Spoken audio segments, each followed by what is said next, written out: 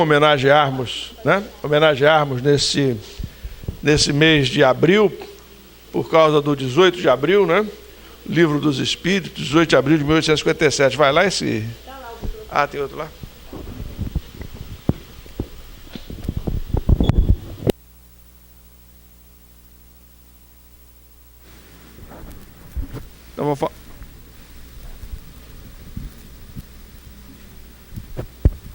Então vou falar daqui, acho que todo mundo me vê, né? Bem, então, me foi solicitado que nós falássemos sobre Kardec, a missão de Allan Kardec. E é um mês também muito festivo para nós espíritas, porque também no dia 2 de abril tivemos a encarnação de Francisco Cândido Xavier, né? 2 de abril de 1910. Oi. Isso aqui é o controle. Você pode ir passando. Aí fica perfeito. Para baixo, vai passando, tá? Aqui Tá. você volta e aqui a canetinha precisar. Tá, beleza.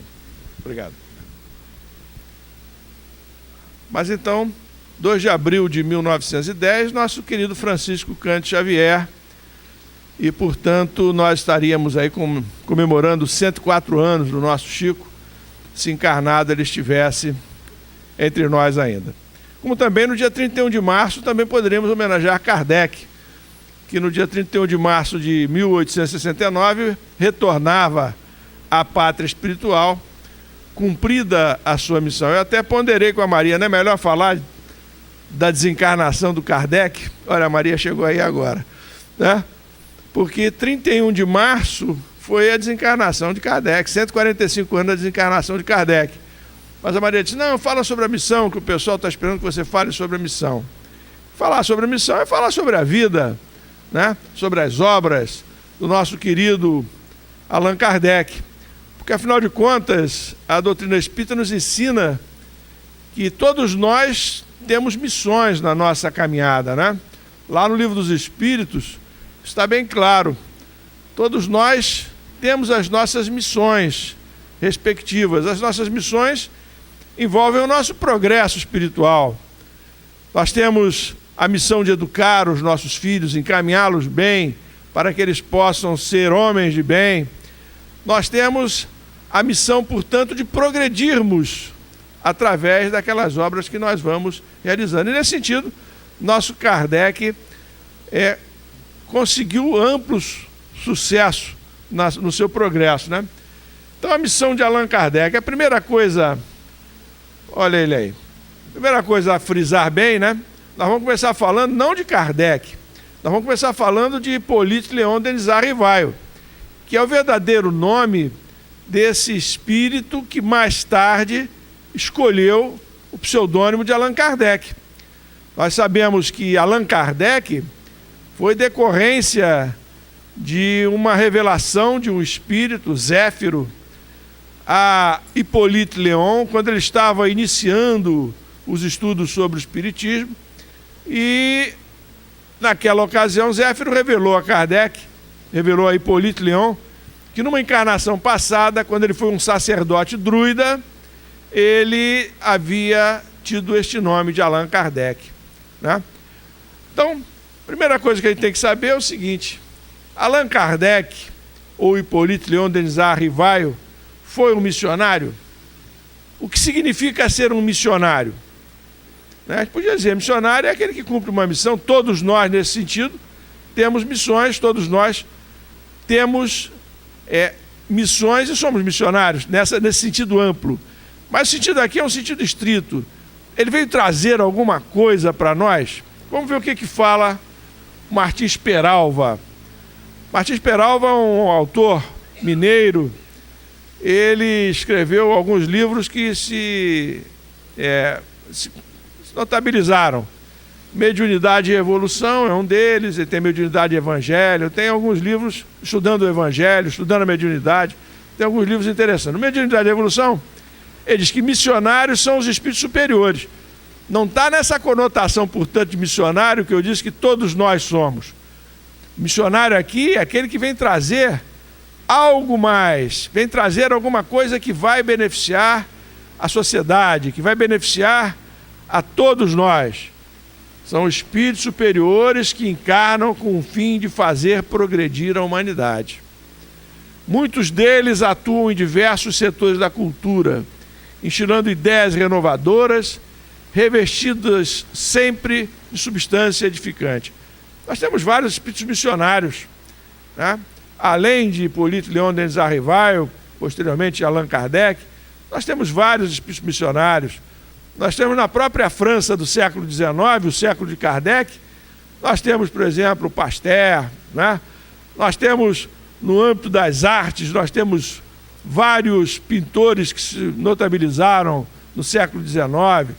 Século XVIII e século XIX foram os dois séculos que a espiritualidade fez com que encarnassem vários espíritos para dar um impulso na humanidade. Kardec foi um desses espíritos, né? Hipólito Leon Denis Arrival foi um desses espíritos que encarnou com esse propósito de impulsionar o progresso da humanidade. Hoje nós ansiamos por esse momento, né? Estamos no 3º milênio e a única esperança que o brasileiro vê para o quadro atual que nós temos é de que, de repente, Emmanuel, que dizem já está encarnado, e vários outros espíritos luminares sejam os missionários do século XXI, que vão nos trazer, portanto, o progresso tão desejado para o nosso planeta de regeneração, para o nosso mundo de regeneração. Então, é possível que nós estejamos presenciando, sem ainda nos termos apercebido disso, a encarnação de vários espíritos que vão dar esse impulso que a humanidade precisa para continuar o seu progresso. Ninguém pode negar as transformações que ocorreram a partir do século XVIII, no campo das artes, no campo em todos os campos das artes, né? No campo das ciências, em todos os campos do conhecimento humano, houve um impulso no século XVIII e XIX. Então, é o que nós esperamos que volte a ocorrer agora. Então, Kardec é um desses espíritos missionários que encarnou naquela época, inicialmente com o nome de Hipólito Leon Denis Arrival. Na própria Gênese, Kardec fala sobre os missionários. Ele diz lá: esses gênios aparecem através dos séculos como estrelas brilhantes, deixando longo traço luminoso sobre a humanidade. São missionários ou, se quiserem, messias. São aquelas referências que nós temos para o nosso comportamento. São aqueles espíritos que vão nos fazer pensar, que vão estimular o nosso comportamento, a nossa mudança de comportamento. Nós, espíritas, já sabemos tudo aquilo que temos que fazer. Por que relutamos tanto ainda, né? Por que relutamos tanto em fazer a grande modificação que precisamos fazer em nós? A chamada renovação íntima, o chamado autoaprimoramento. Porque nós temos aí para trás séculos e séculos de comportamentos repetitivos e errados. E é muito difícil a gente sair dessa situação de acomodamento para uma situação nova, uma situação de transformação. Por isso a gente está lá, como diria o militar, marcando passo, né? No mesmo lugar ali, marchando no mesmo lugar. Só levanta os joelhos e bate o pé no chão, a gente não vai para frente, a gente não marcha, né? Mas nós precisamos marchar. E esses espíritos missionários, eles vêm nos estimular a isso, eles vêm nos mostrar que nós podemos fazer isso, porque eles se igualam a nós e dão esses passos que nós hesitamos em dar. Falei aqui em Chico Xavier. Chico Xavier foi um desses espíritos, é um desses espíritos. Ele continua vivo, só não está mais encarnado entre nós, mas ele está vivo.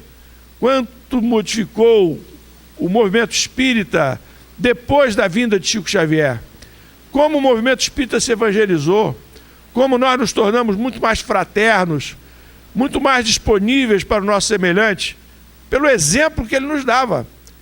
Os missionários são assim, eles nos dão os exemplos e os exemplos deles nos dão forças para que a gente caminhe.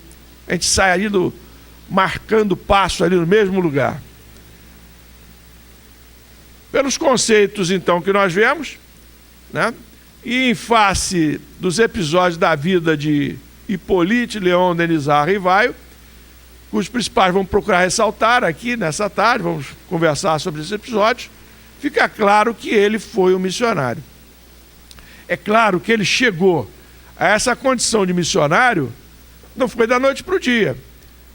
Ele teve várias encarnações que fizeram com que ele atingisse essa condição espiritual de nos proporcionar este avanço, o cumprimento da sua missão de grande benfeitor da humanidade. Eu vou apenas citar duas, né, porque são as duas comprovadas. Allan Kardec, né, a encarnação de Hippolyte Léon Denisard Rivaio com Allan Kardec, lá no século II antes de Cristo. Bom, não é no século II antes de Cristo, não fica bem preciso. Ele encarnou, como nós vamos ver aí na transparência, ele encarnou entre os celtas.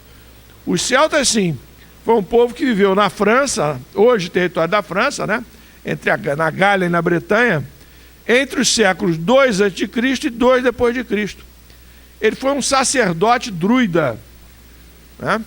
E aí eu achei interessante marcar ali que druida era o nome pelo qual era identificado entre os celtas o importante grupo social que desempenhava várias funções, responsável pela manutenção e guarda dos valores da civilização céltica.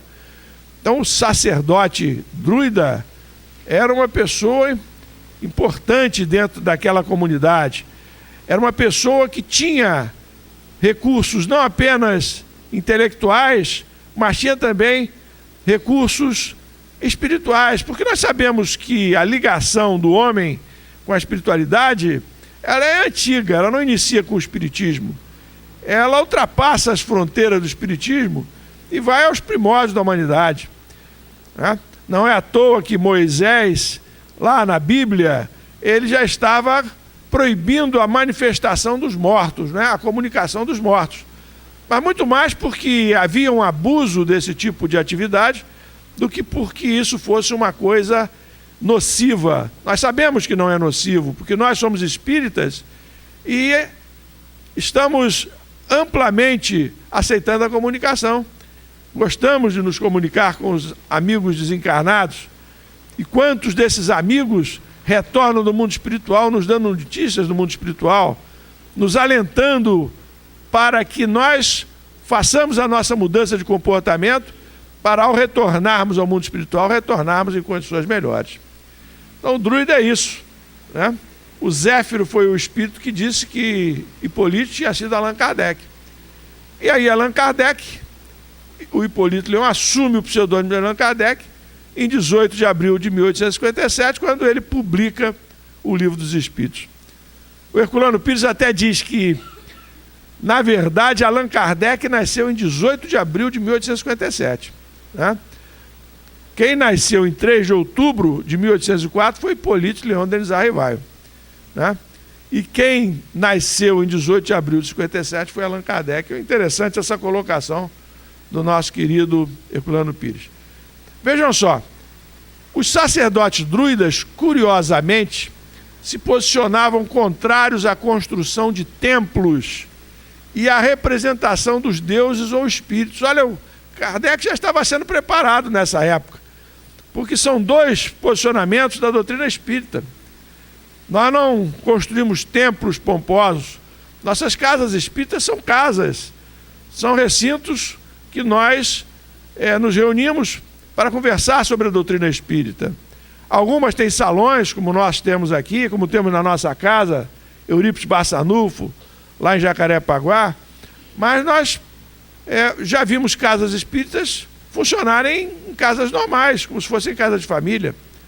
O Núcleo Chico Xavier, por exemplo, que é um desdobramento da Casa Espírita Eurípides Barçanufo, fica no Anil, ele começou funcionando numa casa, uma casa de família, né, que foi doada, e aí nós tínhamos na sala, nós nos reuníamos, botávamos as cadeiras, expandíamos as cadeiras para o quintal, e ali nós fazíamos as palestras, né? fazíamos o nosso trabalho. Hoje não, hoje o núcleo já teve condições de construir sua sede, também já está com a sua sede. Então, interessante aí, que já na época lá dos druidas, né, entre o século II a.C. e 2 depois de Cristo, os sacerdotes druidas já tinham posicionamentos hoje endossados pelos espíritos, né, na nossa doutrina espírita.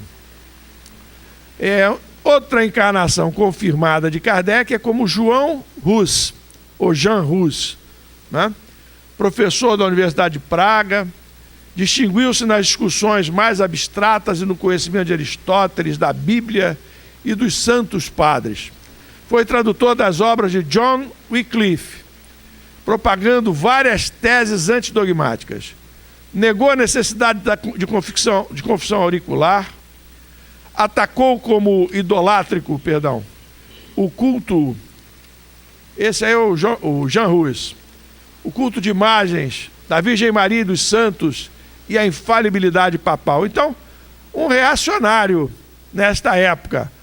Ele foi um dos que, juntamente com John Wycliffe, né, que protagonizaram os momentos anteriores à reforma protestante, que vai ser protagonizada aí pelo nosso querido Lutero, né? Mas o John Wycliffe, né, por todos esses posicionamentos contrários à igreja, ele acabou sendo queimado em 6 de julho de 1415. Ao seu lado morreu Jerônimo de Praga, né, que foi outro espírito missionário também. Esse John Wycliffe, eu coloquei ali só para referir, que há revelações de que ele teria sido Leon Denis, né? Então, John Wycliffe, Leon Denis, o mesmo espírito, Jean Hus, Allan Kardec, o mesmo espírito, né? São, portanto, companheiros aí lá do século XIV, né? Século XIV. Os nossos dois luminares da doutrina espírita, 2 dos sustentáculos da doutrina espírita. A gente costuma dizer que os 4 pilares da doutrina espírita no seu surgimento foram justamente Kardec, Leon Denis, Camille Flammarion e Gabriel Delany, né? Esses 4 pilares aí. Então é isso.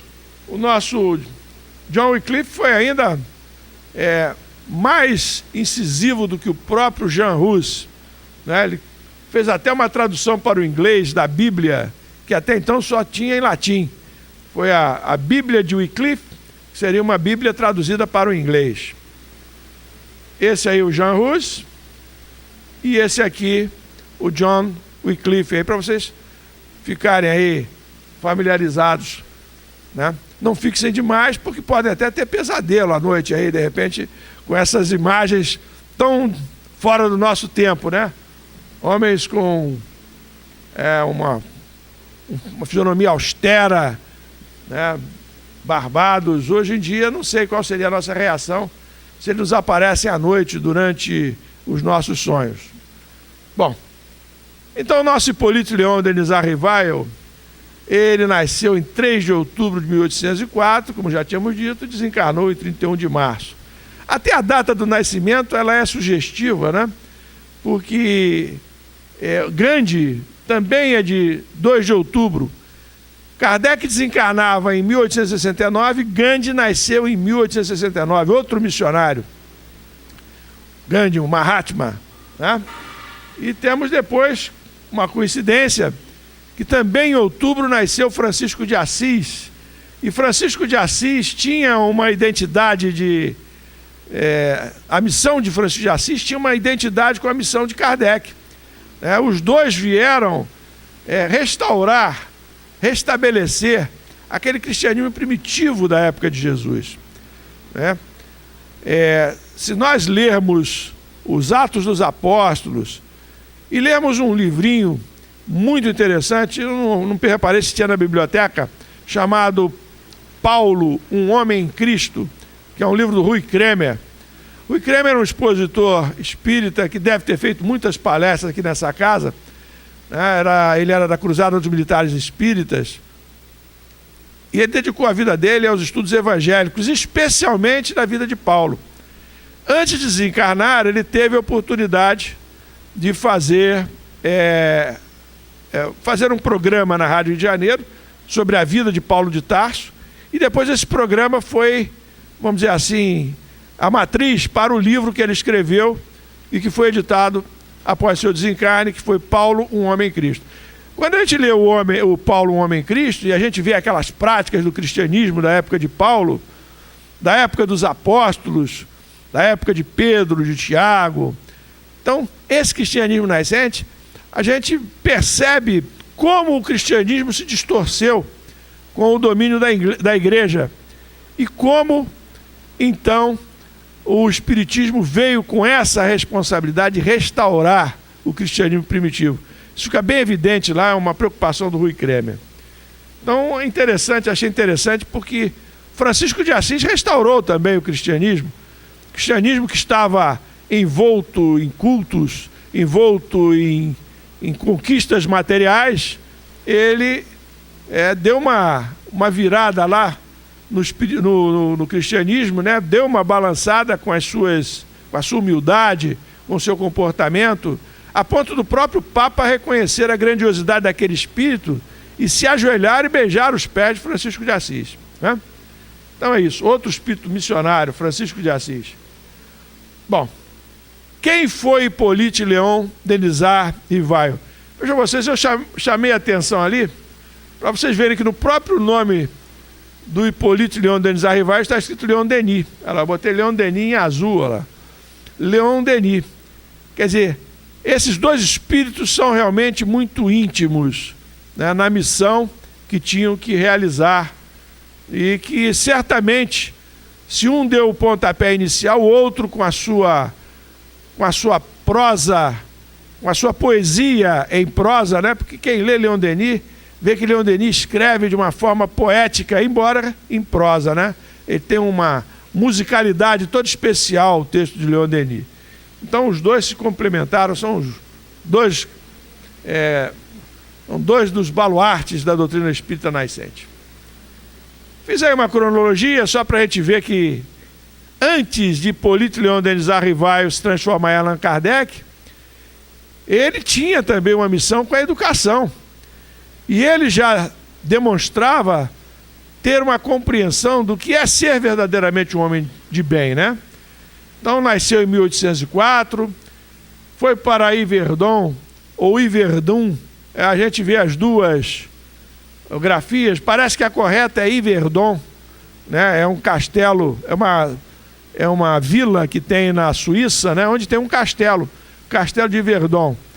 Foi aluno de Pestalozzi, né? Começou aí o seu compromisso com a educação.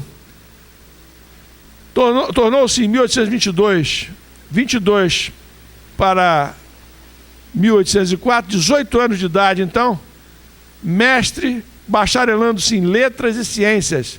Falava corretamente o alemão, o inglês, o italiano, o espanhol e o holandês. Vejam que espírito preparado, então, para a missão que ele tinha que desempenhar, para a grandiosidade da missão. Em 1824, fundou uma escola idêntica de Pestalozzi com um tio, né? Em 1828, começou a publicar obras didáticas. Em 1829, publicou o curso prático e teórico de aritmética, de acordo com o método Pestalozzi. 1830, gramática clássica. Esse é o castelo de Yverdon, né? Que nós buscamos na internet. Então foi aí que o nosso Kardec se educou com Pestalozzi. Aí uma outra foto, essa parece estar mais nítida, né? Acho que aquela lá está retocada. Não, as duas são iguais. É a qualidade da fotografia. Em 1832, então, ele casa-se com Amélie Gabrielle Boudet, né, que era 9 anos mais velha do que ele, né? E em 1835, então, aquele tio que abriu com o Kardec a escola, ele dá um desfalque, né? E esse desfalque que o tio dá na firma, diríamos assim, faz com que o nosso querido Kardec também vem a falir, nada deixando aos credores. Então Kardec passa a trabalhar para pagar aos credores, né? Então é o papel do homem de bem. Em 1846 ele elabora o manual de exames para obtenção dos diplomas de capacidade, lança o catecismo gramatical em 48, em 49 professor do Liceu Polimático de Paris, leciona várias disciplinas, fisiologia, astronomia, química e física. A gente nota que, como era importante a astronomia nessa época de Kardec, posteriormente em Eurípides Barçanufo dava muita importância às aulas de astronomia, porque era o alvorecer da ciência, né? Então esses espíritos conseguiam perceber a importância que seria nós verificarmos o quão somos pequeninos diante do universo e o que nós podemos, diante dessa pequenez, refletir o quanto nós temos que fazer para o nosso crescimento espiritual. Então, em 1854, estudava o magnetismo, né, aquele magnetismo do Mesmer, chamado magnetismo animal, né, porque há o magnetismo que a gente consegue vislumbrar com o ímã, né, o magnetismo mineral. Mas existe um magnetismo animal, um magnetismo que todos nós temos, uma força magnética que todos nós temos. Mesmer, Franz Anton Mesmer, que foi um médico que conseguiu conseguiu estudar o magnetismo e fazer aplicações do magnetismo em Paris. O Mesmer contagiou muitas pessoas inteligentes, influenciou muitas pessoas, dentre elas o próprio Allan Kardec. Inclusive há um episódio na vida de Kardec, que não sei se vocês conhecem, eu não relatei aí, mas um episódio da vida dele, que Kardec quase fica cego. Ele quase fica cego. Começa a perder a visão de ambos os olhos. Então ele vai a um médico, e o médico diz que ele vai perder a visão daí a alguns meses. E Kardec então recorre ao magnetismo animal. Não vou saber precisar nesse momento se depois disso é que ele se torna estudioso do magnetismo, provavelmente sim, ou se mesmo antes ele já era estudioso. Era muito comum naquela época os médiuns sonâmbulos, né? Inclusive há relato no livro dos médiuns sobre esses médiuns sonâmbulos, né? Quer dizer, aqueles médiuns que têm contato no mundo espiritual, né? Eles têm uma visão do mundo espiritual como se nós, da mesma visão que nós temos aqui do mundo material, eles estão vendo o mundo espiritual. Então, no livro dos médiuns, há um relato lá de um espírito que, através de um outro espírito que é médico, ele conversa com outro espírito que é médico e passa para aquele que está ouvindo o que ele está falando, passa as orientações desse espírito que é médico. Então há um momento que a pessoa faz uma pergunta sobre a saúde de outra pessoa que está sendo consultada, e ele diz que naquele momento ele não pode fazer nada, porque o espírito doutor não está ali do lado dele, né? É o sonâmbulo ali do lado. Então Kardec recorre a um desses médicos, a um desses médiuns, e através de um sonâmbulo, ele tem a indicação de que o problema dele era um problema que poderia ser curado. E é feita então a aplicação do magnetismo animal, de acordo com o que o espírito orienta, e Kardec se cura, né?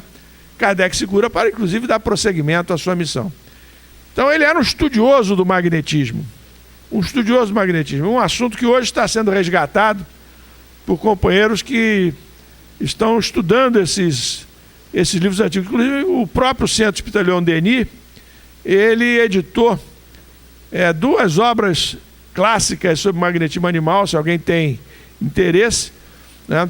2 autores clássicos foram editados lá pelo Leon Denis sobre magnetismo animal. Além o livro do Paulo Henrique Figueiredo sobre magnetismo animal, também um livro interessante. Então estamos resgatando, porque o magnetismo animal é uma espécie de teoria da doutrina do passe, porque a gente Muitas vezes a gente aplica o passe, mas não compreende muito bem como é que é o mecanismo de transmissão do passe.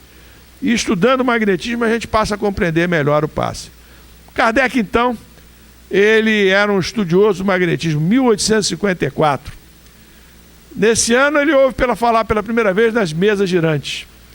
Em 1855, então, através do senhor Carlotti, ele vem a ter o primeiro contato aí com os espíritos, né? Nessas mesas girantes. Tem até uma frase que ficou célebre, né? Porque ele ouvia falar das mesas girantes. Mas aí o Carlotti diz para ele, mais Hipólite, ou Denizar, eu acho que ele era chamado de Denizar pelos amigos. Denizar, o que acontece é que agora as mesas estão respondendo às perguntas que lhes são feitas.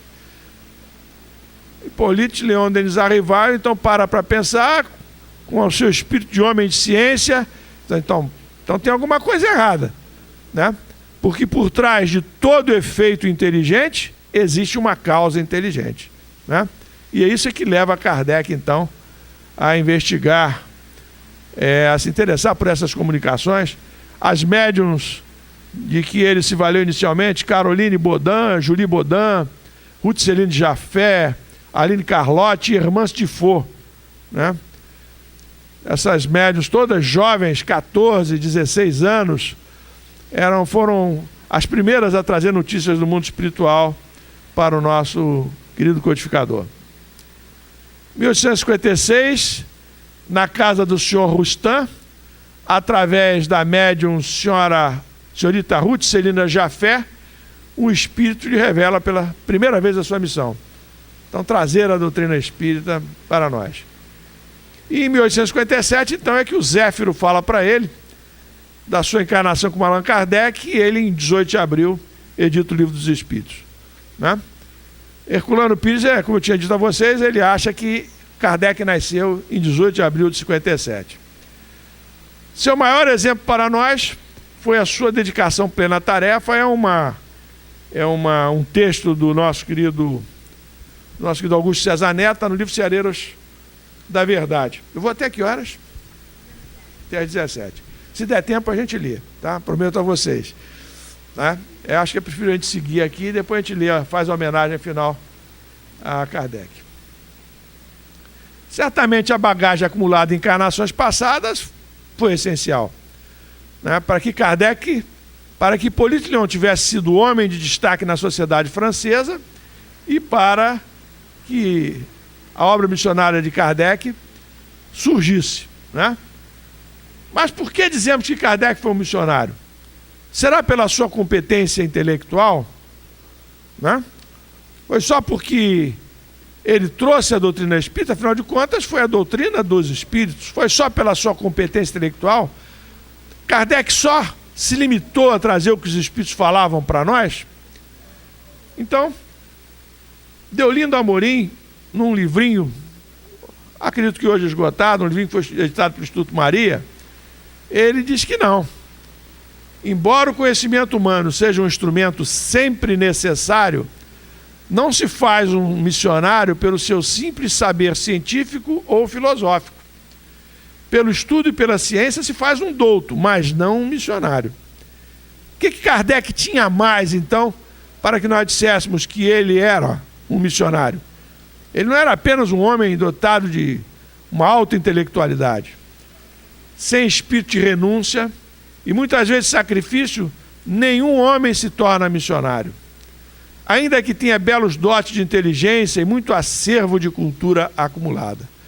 Então, é a renúncia de Kardec. Kardec renunciou à sua vida de professor, à sua vida de homem de destaque na sociedade francesa, para se dedicar integralmente à missão de codificar a doutrina espírita. Com sacrifício até com risco à própria saúde. Nós sabemos que Kardec desencarnou em 1869, vítima de um aneurisma cerebral. Certamente, esse ritmo alucinante que ele imprimia aos seus trabalhos podem ter contribuído para que ele desencarnasse, mas ele teria desencarnado de qualquer jeito daquele aneurisma. Aquele aneurisma foi colocado para que ele desencarnasse na época certa, né? Mas aquele ritmo alucinante pode ter contribuído, né? Pode ter contribuído. De maneira que ele se sacrificou muito, no sentido de sacrificar a sua vida pessoal, sacrificar o seu lazer, sacrificar a sua vida cientista para se dedicar à doutrina espírita. E conclui então o nosso Deolinda Amorim: o missionário não corteja o poder, nem a liderança de massas, nem as glórias humanas. Cumpre a sua missão e é tudo, né? E a gente vê aí, falamos aqui de vários missionários, né? Francisco de Assis renunciou a tudo, renunciou à riqueza, renunciou aos prazeres da vida material para se dedicar à missão que ele tinha de restaurar o cristianismo. Gandhi abriu mão de tudo, era um advogado brilhante, se dedicou a sua vida à libertação da Índia, um missionário. Francisco Cândido Xavier dedicou toda a sua vida ao bem dos outros, um homem humilde, abnegado, renunciou à sua vida pessoal para que os espíritos pudessem, através dele, dar sequência às revelações espíritas que haviam sido iniciadas com Kardec. Então, são espíritos missionários. Nenhum deles cortejou o poder. Francisco de Assis não queria ser papa, Gandhi não queria ser primeiro-ministro, Francisco Cândido Xavier não queria nada com o poder, não quis ser prefeito, não quis ser governador, não quis ser nada, né? A mesma coisa Kardec. Tudo que ele queria era cumprir a sua missão e mais nada. Allan Kardec passa então a cumprir sua missão, né, de restabelecimento da verdade do cristianismo e da comprovação do mundo espiritual e do estudo das leis que o regem, né? Então é isso. Através dele, dos estudos dele, nós vamos compreender melhor essa relação do mundo em que vivemos fisicamente com o mundo espiritual. E aí temos uma sequência de fatos que dizem respeito à vida de Allan Kardec. 1858, 57, 18 de abril, Livro dos Espíritos, ficou na outra planilha. 58, Revista Espírita. Essa revista espírita, ela é digna de estudo. Infelizmente, nós não temos ainda uma forma sistemática de estudo da doutrina. Eu, pelo menos, não consegui estabelecer ainda uma forma sistemática, porque são vários assuntos. A doutrina espírita é uma doutrina progressiva, né? Ela não lança aqueles ensinamentos, e aqueles ensinamentos não podem ser modificados. O próprio Kardec, ao longo da publicação da Revista Espírita, de 1858 a 1869, ele reformou algumas ideias iniciais. Vocês podem ver, por exemplo, a questão da possessão.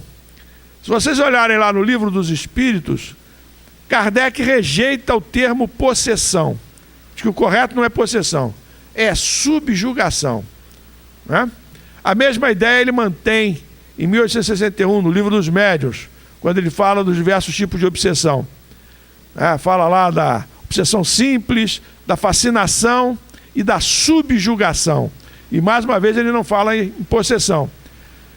Mas aí você vai ver na Revista Espírita, em 1863, há um fato no interior da França chamado os possessos de Morzine, né? E ali Kardec fica balançado, porque os fatos ali demonstram uma verdadeira possessão. As diversas pessoas de um vilarejo chamado Morzine são como que tomadas por espíritos que realmente detêm sobre elas um controle total, uma espécie de possessão. E as ideias de Kardec começam a se reformar. Em 1868, quando a Gênese é editada, vocês podem pegar lá a Gênese, vocês já vão ver que Kardec já admite a possessão, né? Kardec já admite a possessão. Então a doutrina espírita, ela não fica estagnada lá em 1857. Como não está estagnada até hoje, Porque através da mediunidade do Chico, principalmente através da mediunidade dele, mas também de outros médiuns, nós tivemos a compreensão de vários aspectos da doutrina espírita que não estavam suficientemente esgotados no Livro dos Espíritos, né? Desafio vocês, por exemplo, a me mostrar em toda a codificação da obra de Kardec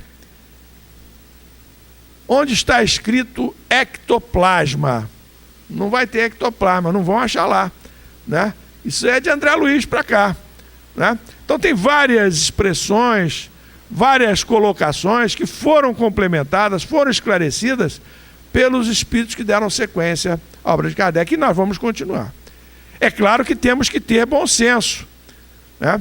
Outro dia me caiu nas mãos um livro, escrito até por um médium famoso, usando de um nome de um espírita famoso, falando que no mundo espiritual tinha havido um casamento entre um espírito masculino e um espírito feminino, e desse casamento tinha resultado uma gravidez, e no mundo espiritual o espírito feminino estava grávido. Isso é uma heresia, porque essa noção de sexo dos espíritos, os espíritos não têm sexo no sentido de que eles não têm os órgãos reprodutores que nós, no estágio evolutivo que estamos, precisamos ter para nos reproduzir e dar sequência à nossa espécie, à espécie humana. Mas no mundo espiritual, a noção de não ter sexo é essa, porque os espíritos continuam com a sua psicologia mais masculinizada ou mais feminina, mais masculina ou mais feminina. E todos nós temos um pouco, os homens têm um pouco de feminino e as mulheres têm um pouco de masculino, né? Nós que somos casados testemunhamos isso, porque quem manda na nossa casa é a nossa mulher. A última palavra é sempre a minha, sim, meu bem, não é isso? Então quem manda é ela, com os 30% de masculinidade que ela tem, quem manda é ela, né? Então nós estamos brincando, mas é exatamente isso. E o homem também tem a sua parte feminilidade, também se importa com os filhos, também tem aquele carinho com os filhos, notadamente com as filhas. Os homens têm mais afinidade com as filhas, né? Mas também gosta muito dos filhos. Eu só tenho filhos homens, então eu gosto de todos eles. Tenho 4, me preocupo com os 4. Então, é isso. Agora, o ideal é que nesse nosso progresso, que a gente precisa compreender, o que vai mudando, quando a gente diz que o espírito não tem sexo, o que vai mudando é esse nosso psiquismo. Vai chegar um momento lá de que nós vamos ser espíritos puros, que nós vamos ter passado por todas as experiências masculinas e femininas, e vamos então estar numa condição espiritual de fraternidade real, todos nós, né? Vamos estar numa condição de fraternidade real. Até chegarmos lá, nós vamos ter encarnações como homens, encarnações como mulheres, dependendo da nossa necessidade de progresso. E aí vem o espírito dizer que há uma gravidez no mundo espiritual. Isso é heresia, não há necessidade. Isso é necessário para o nosso estágio que estamos aqui, vivendo a vida material, né? Então vejam vocês que a gente, embora a doutrina seja progressista, ou ela progressivamente ela vá se aperfeiçoando, isso não significa que a gente vai dar ouvidos a tudo que chega para nós, porque isso é bobagem, né? Um livro desse você tem que queimar naquele Auto de Fé de Barcelona, entendeu? Então não dá. E nós precisamos estudar por isso, né? A necessidade de estudarmos é por isso, para que a gente saiba distinguir o joio do trigo, porque tem muita coisa que é joio nessas nossas livrarias, não nas livrarias, nessas nossas editoras que se dizem espíritas. A gente tem que ter muito cuidado, né? E quando pegar um negócio desses assim, tratem de falar aí com o Alberto não é o presidente, falar com o Alberto, esse livro aqui está meio estranho, dá uma olhada aqui, vê o que você acha, que talvez não seja bom a gente divulgar isso, né? Porque isso vai contra a doutrina espírita. Doutrina espírita é Kardec, aquela que foi submetida ao crivo da universalidade, né? O controle universal da doutrina espírita. Então é isso. 59 publica o que é o Espiritismo. 1860, o Espírito Verdade é confirmado como guia de Kardec. É reeleito como presidente da Sociedade Espírita de Estudo, Sociedade Parisiense de Estudos Espíritas. Depois ela vai se chamar Sociedade Espírita de Paris, né? No início é a Sociedade Parisiense de Estudos Espíritas. Kardec faz várias viagens, né? Uma em 1860, vai fazer uma em 1861. Olha o auto de fé aí. 300 obras espíritas foram queimadas em 1861. O bispo de Barcelona mandou queimar, isso foi uma divulgação para a doutrina espírita. Em 62 ele faz outra viagem, né? Aí é publicado o Espiritismo em sua expressão mais simples. A FEB reeditou recentemente esse livro, é um livro muito interessante. Em 64, o Evangelho segundo o Espiritismo. 65, Céu e o Inferno. 67, Nova Viagem. Essas viagens de Kardec são aproveitadas para que o Espiritismo seja levado até o interior da França, né?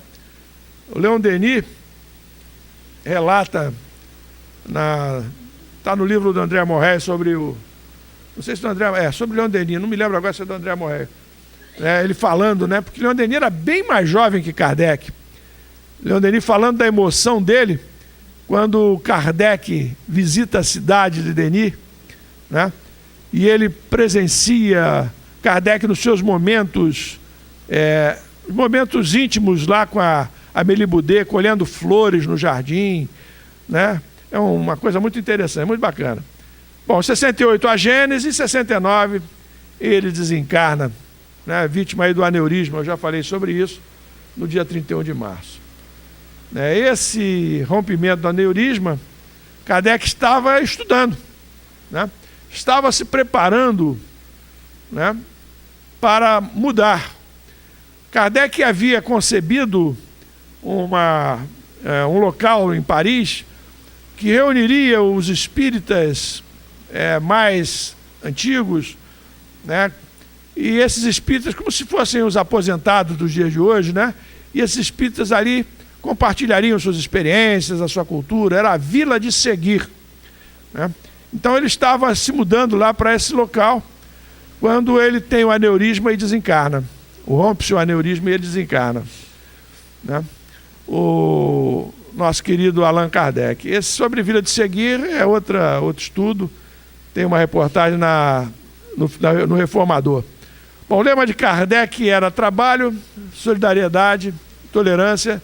Até hoje a gente vê esse lema na revista do Reformador, lá na capa do Reformador. Kardec desencarnou em 31 de março. Foi enterrado no dia 2 de abril, né? Exatamente 2 de abril, que é o dia que Chico Xavier encarnou. Não no mesmo ano, né? Ele foi enterrado em 2 de abril de 1869. Chico reencarnou em 2 de abril de 1910. São datas diferentes. Muita gente vê nessa semelhança um indício que a espiritualidade nos quis dar, de que se tratava do mesmo espírito voltando para dar sequência à sua missão. Então, no mundo, no meio espírita, há pessoas que aceitam isso como uma verdade. Outros que argumentam sobre a diferença de psiquismo de um e de outro. Pessoalmente, acho perfeitamente possível, embora não haja nenhuma revelação do mundo espiritual nesse sentido. A gente aceita como uma possibilidade, né? Como uma possibilidade, nós temos sido espíritos famosos no passado, ou temos sido espíritos muito mais necessitados do que somos hoje, o que aliás é mais provável no passado, né? Então a gente não tem que se preocupar com quem foi quem, né? O que alegam é que Kardec, quando encarnado, havia sido dito a ele que ele voltaria brevemente para dar prosseguimento à sua missão, né? E nesse sentido, quem deu prosseguimento à missão de Kardec foi mesmo Chico, né? Com toda a sua dedicação. Ele foi inicialmente enterrado no cemitério de Montmartre, que é o cemitério mais antigo de Paris. Esse aí, ó, cemitério de Montmartre. Quem já foi a Paris já teve a oportunidade de ver o cemitério de Montmartre, Quem não foi, se quiser conhecer. Mas o corpo de Kardec foi sepultado aí em 1869, mas não ficou aí. Em 1870, o corpo de Kardec foi para um outro cemitério, o cemitério de Père Lachaise. Houve a Sociedade Espírita de Paris, né, se reuniu e achou que deveria ser erguido um monumento para o corpo de Kardec, para receber o corpo de Kardec, os restos mortais de Kardec. Né? Então essa ideia está aí, ó, nasceu na primeira reunião da Sociedade Espírita de Paris. Essa ideia foi encampada, inclusive, pela Amélie Boudet, né? E assim fizeram um dolmen. Já vou mostrar já. Esse aí é o trecho da ata em que o pessoal da Sociedade Espírita de Paris decide, né, fazer um monumento. É bem evidente para nós, como para todos que o conheceram, que o senhor Allan Kardec, como espírito, não se interessa de modo algum por uma manifestação desse gênero. Mas o homem se apaga, neste caso, diante do chefe da doutrina, e o exige a dignidade. Direi mais, o dever daqueles que ele consolou e esclareceu, que se consagre por um monumento imperecível o lugar onde repousam os seus restos mortais. Então eles resolvem construir um monumento em outro cemitério, Père Lachaise, né? E o monumento é esse aí, o dolmen de Allan Kardec. Né? Por que um dolmen? Porque dolmen é um movimento druídico, formado por uma grande pedra chata posta sobre duas outras verticais. Né? Então resgataram lá a origem de Allan Kardec. Opa, eu voltei, né? Projetada a construção do dolmen, Amélie Boudet confiou a uma comissão a direção dos trabalhos, escolheu-se o terreno no Père Lachaise. Em 29 de março de 1870, fez-se a exumação dos despojos de Kardec e 31 de março de 1870, os despojos foram depositados, então, no dolmen e estão lá até hoje. Quem for a Paris, visite lá o dolmen de Allan Kardec, está no Père Lachaise, cemitério Père Lachaise. Está aí, outro ângulo, né? E aí nós temos algumas fotos sobre esse dolmen. No centro se eleva um pedestal, no topo do qual está colocada a erma, que é o busto, né? Aquele busto lá de Kardec ali. Quase tamanho natural. Na face direita do referido pedestal, leem-se as seguintes inscrições: fundador da filosofia espírita, todo efeito tem uma causa. Todo efeito inteligente tem uma causa inteligente. A potência da causa inteligente está na razão da grandeza do efeito. 3 de outubro de 1804, 31 de março de 1869. Aí, ó. Aí está essa frase aí no busto aí, na erma aí de Kardec. No bordo frontal da pedra está-se gravada a máxima que nós todos nos habituamos: nascer, morrer, renascer ainda, progredir sem cessar, tal é a lei. Né? Então, aí, ó, naquela pedra superior, está aí a inscrição em francês. Bom, aqui seria uma frase, uma carta do Miller. Eu suprimi aí na nossa, porque eu achei que não ia dar tempo, e realmente não dá, porque já são 5 horas. Né? Vários espíritos prestaram homenagem a Kardec, além do Augusto César Neto, que eu falei. Eu vou apenas ler com vocês o que projetei aqui, que é a mensagem final, que é aquela de Bezerra de Menezes. Poderia até ser essa também, que está, não sei se todos vocês têm, que eu peguei ali na entrada, mas vamos ler essa aqui, ó. Viver Kardec. Né? É isso que nós podemos fazer para homenagear o nosso mestre. Não apenas falar sobre ele, mas, sobretudo, vivenciar toda essa doutrina que nos chegou graças aos seus esforços, graças à sua dedicação, graças à sua renúncia, à sua abnegação, ao seu amor pela humanidade. E Bezerra sintetiza isso nesta mensagem: Allan Kardec nos estudos, nas cogitações, nas atividades, nas obras, a fim de que a nossa fé não se faça hipnose, pela qual o domínio da sombra se estabelece sobre as mentes mais frágeis, acorrentando-as a séculos de ilusão e sofrimento.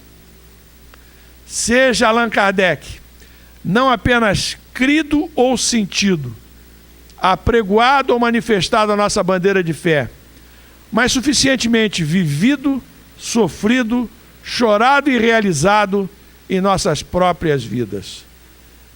Sem essa base, é difícil forjar o caráter espírita cristão que o mundo espera de nós através de nossa própria unidade. É Bezerra de Menezes, pelo nosso querido Chico, está no livro Doutrina e Vida. Possamos fazer como uma mensagem, viver Kardec, não apenas crer, mas viver Kardec, viver os ensinamentos. Certamente será um grande passo para aquela nossa reforma íntima, aquele nosso autoaprimoramento que vai nos ajudar a crescer espiritualmente e a nos aproximarmos cada vez mais do Mestre. Muita paz para todos, muito obrigado pelo convite. Foi muito bom estar com vocês aqui nessa tarde.